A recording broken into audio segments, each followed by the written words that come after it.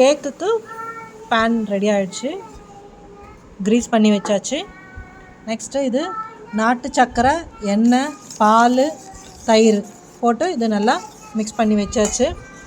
இது வந்து கருப்பு உளுந்து powder, cocoa powder, baking powder, baking soda இதெல்லாம் போட்டு நல்லா இதுவும் 2 வாட்டி சலிச்சு வச்சாச்சு. நெக்ஸ்ட்டு ப்ரிப்பரேஷன் பார்க்கலாம்.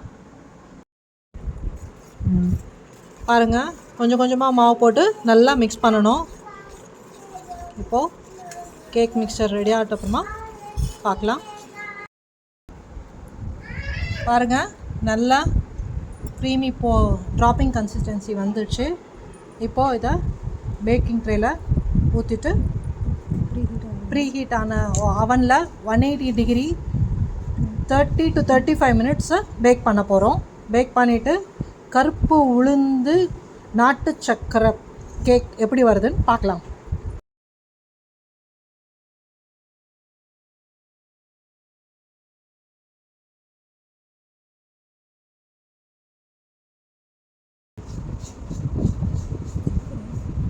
இப்போது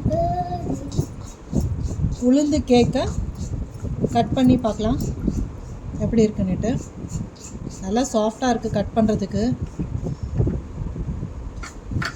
பாருங்கள் எவ்வளோ சாஃப்டாக வந்திருக்கு, சூப்பர்பாக இருக்குது. நட்ஸ் எல்லாம் போட்டு நல்லா சாஃப்டான கருப்பு உளுந்து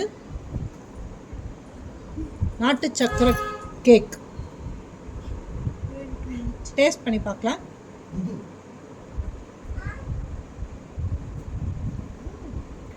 ரொம்ப நல்லா இருக்கு, எல்லோரும் ட்ரை பண்ணி பாருங்கள். ரொம்ப ஹெல்த்தியான கேக்கு இது.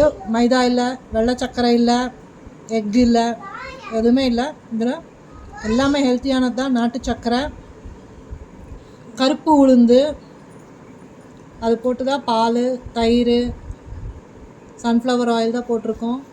ரொம்ப நல்லாயிருக்கு, டேஸ்ட் ரொம்ப நல்லாயிருக்கு. ட்ரை பண்ணி பாருங்கள். தேங்க்யூ.